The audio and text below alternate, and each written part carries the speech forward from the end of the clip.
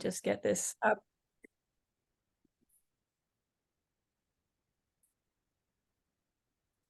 Good? Yep. Okay, super duper. All right, so welcome to our presentation. This is just a piece of a larger project, as Edward was saying, focusing specifically in on young teens and workplace safety.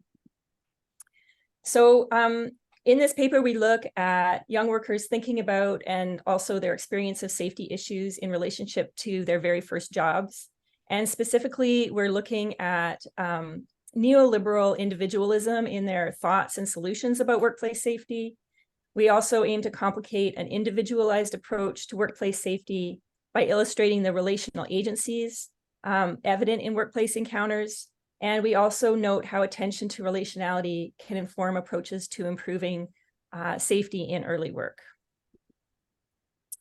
So there's lots of positive aspects to work, as many of you know, including skill development, fostering independence, earning money. I mean, that's kind of how it's often been talked about here, at least. Safety issues for new workers are also an ongoing concern in the literature. Their overrepresentation in new, part-time, and precarious work, the lack of safety training, pressure to work long hours, a low perception of risk that some young people can hold, and also a normalization of risk in certain workplaces. And then also power imbalances, which can prevent young workers from speaking up. There's been a lot of emphasis in Canada and beyond on addressing such concerns through shifts in workplace policy, better enforcement of labor regulations, workplace changes, including attentiveness to young people's safety concerns, and also attention to workplace culture, and also education through schools and workplaces and families and social media.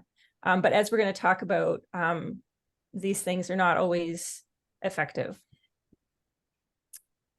Our project is informed by a focus on children's participation, competencies, and engagement, which are prominent in the sociology of childhood and familiar, of course, to many of you.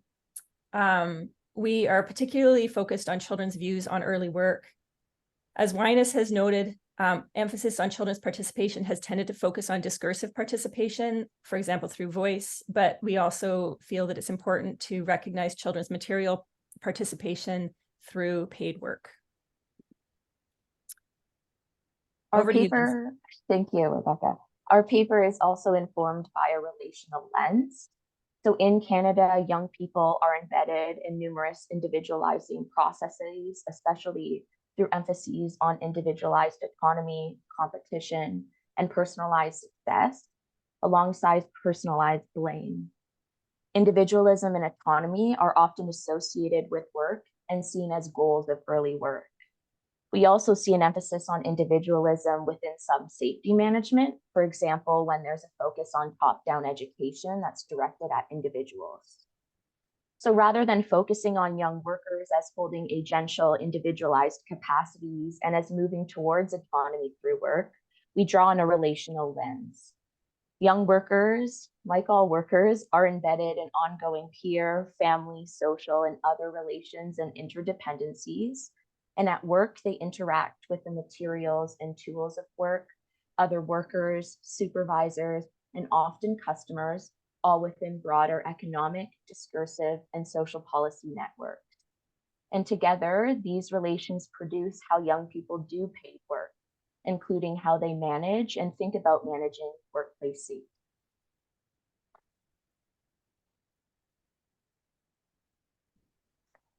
For this project, we focused on work for pay that is done outside the home, with a concentration on learning about young people's viewpoints and experiences. In Canada, regulations around work vary provincially. However, all workers have the right to refuse unsafe work. Most of our data collection was done in Ontario, where young people can begin work at 14, although some work, such as acting and delivering papers, can happen when they are younger, and they must be older to work in areas like construction or mining. We conducted 2 waves of research. Wave 1 occurred in 2015 to 2016. We conducted 32 interviews with young people between the ages of 11 and 16 in British Columbia and Ontario. and about a third of them also participated in follow-up interviews with a photo elicitation component. 30 participants were white, and the remaining were Asian, Latinx, and/or Black. Most participants were working middle class or upper middle class.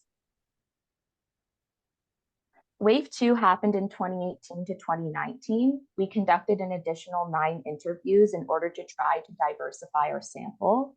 We also conducted surveys and focus groups with grade 9 and 10 students in 2 Catholic schools in 2 different cities in Ontario for a total of 294 surveys and 10 focus groups.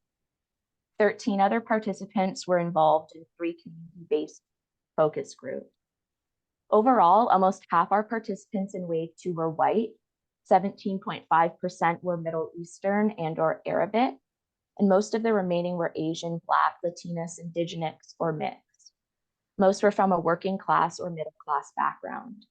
For the qualitative data, we conducted thematic coding via in vivo and quirk. All of our interview participants had work experience. About half of the focus group and survey participants had work experience, including in childcare, newspaper delivery, house cleaning, and acting, as well as working in agriculture, retail, and fast food. Generally, our participants enjoyed working. They liked earning money, and some felt able to help their families, and they liked gaining skills and felt that they were getting ahead. They did have concerns, however, about low pay, lack of training, and safety. So now we'll present 3 of our emerging ones.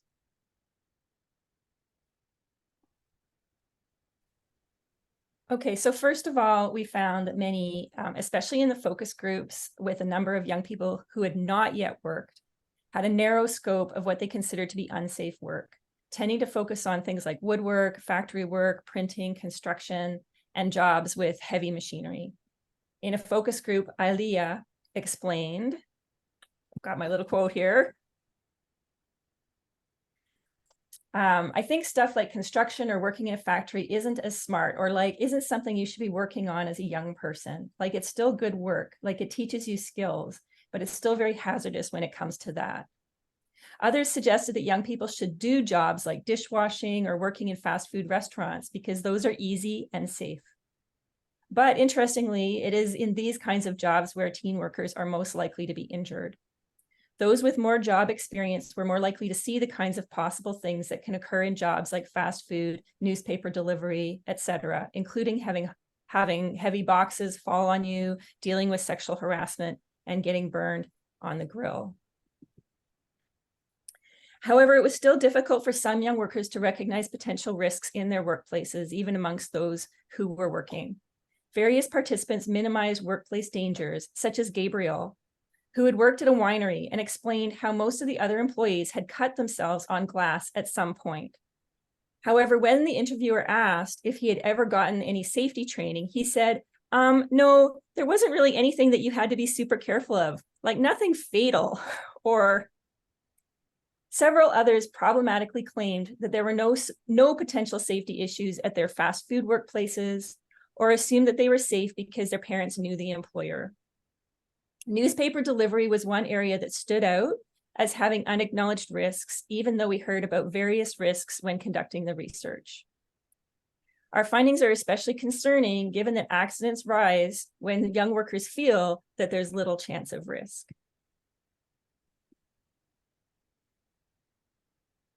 Participants were also inclined to focus on the safety responsibilities of workers over employers.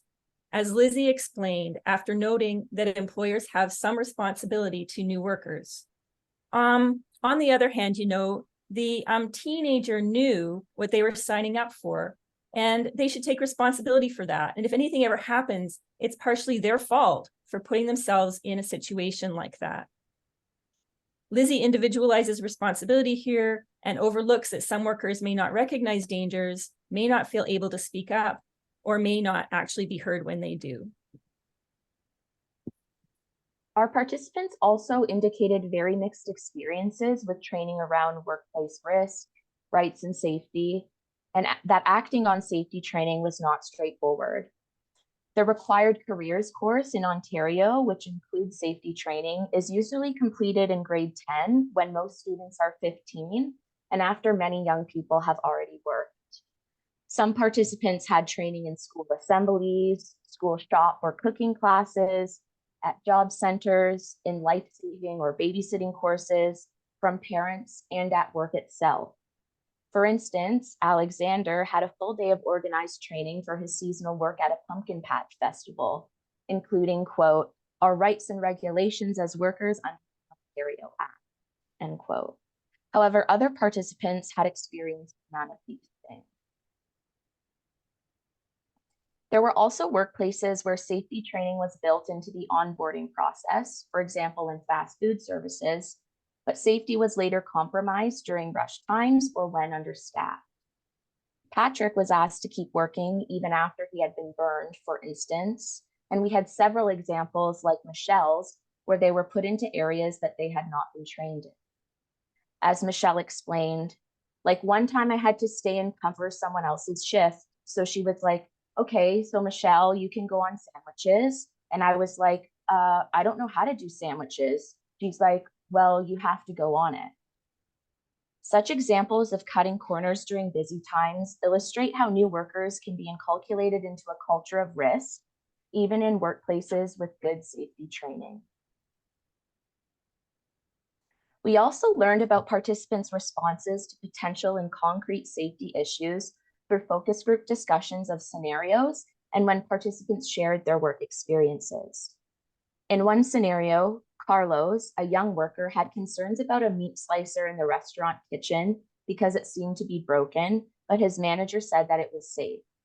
In the second scenario, Anita, a young worker at an ice cream parlor, had heard that one of her workers had tried to touch some of her female co-workers inappropriately. The inclination among participants was to deal with potential and concrete issues on their own. Notably, 5 boys in separate focus groups talked about how they would first attempt to fix the broken meat slicer themselves. For instance, Peter Pan in a focus group said he would want to know how to fix it, quote, instead of bothering people who are busy, end quote.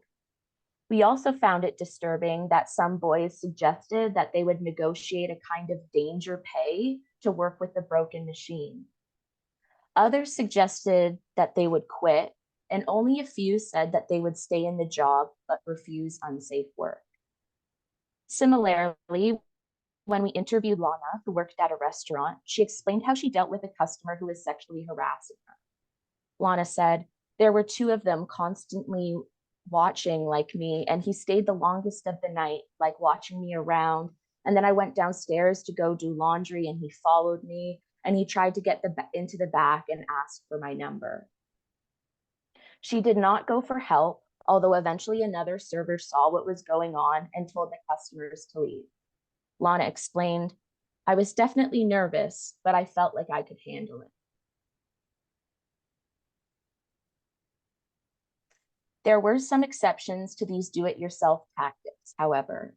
While noting the challenges in doing so, some talked about the importance of speaking up about a safety issue, as we see here with Marty, who in a focus group said, there's like the risk that the boss could be like, oh, they're not willing to like do their job to the fullest.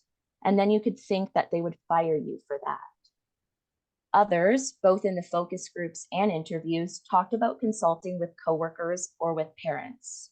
As Frida said, maybe Carlos could talk to another like worker that he trusts, who's maybe an adult, because maybe his manager will take the adult more seriously because Carlos is just a teenager. This happened in a workplace where one of the employees had been sexually assaulted by another worker. The coworkers knew and warned each other, but did not report the issue to a manager. Further, in the focus groups, we saw some peer-to-peer education as participants sometimes challenged each other, especially those who wanted to get injured and then sue. As Tyra argued in a focus group, you're going to risk your hand, your life for that? We know that a good portion of young people are working before they have had formal safety training in school and without on-the-job training. We also know that it can be hard for young people to speak up. There is much emphasis on self-advocacy and safety training. Individualism is prominent in young Canadians' ambitions around work. And as evidenced in our research, we see an individualized orientation in how many talk about dealing with workplace safety, including rarely considering structural workplace inequalities. These inclinations can be located within the individualizing trends of Western neoliberalism that emphasize the individual trajectories and responsibilities. Yet our participants, as with other young workers, are not singular, isolated individuals navigating workplaces. They are embedded in relationships that shape their engagements with safety, including gendered bravado, relationships with parents, employers, and coworkers, workplace cultures, time pressures, money, tools, and age-based hierarchies. So how might we look at workplace safety interventions differently if we draw on both our conversations with these young people and the specificity of relational socio-material contexts? It is not enough to just say that we need training or policy. It is important to attend to the complexity of the assemblage of components that makes up the context of the safety issue. A first strategy is to recognize and directly address young workers' interdependence with money, hierarchies, time, and tools. We are concerned to hear participants talk about how higher pay would increase their tolerance for using a broken meat slicer, the need to be obedient to employer authority, how managers ask them to work with injuries or without training, and when they normalize certain injuries.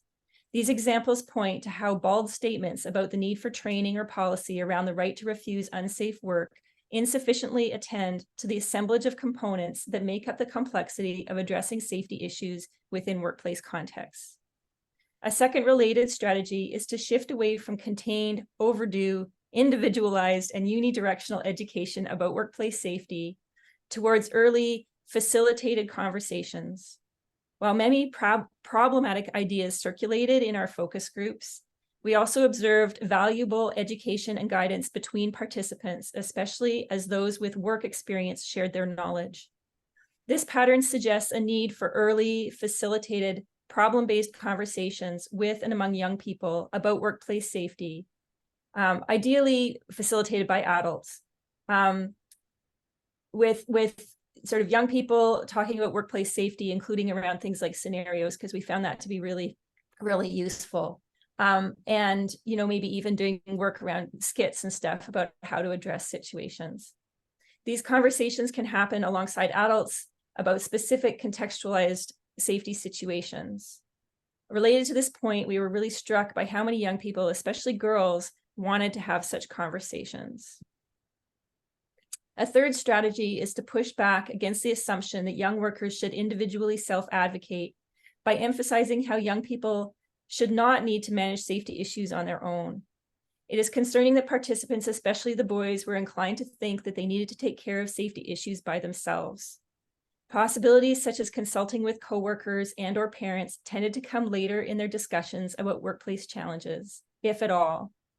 Yet we also learned that parents and coworkers can be a valuable source of support and guidance.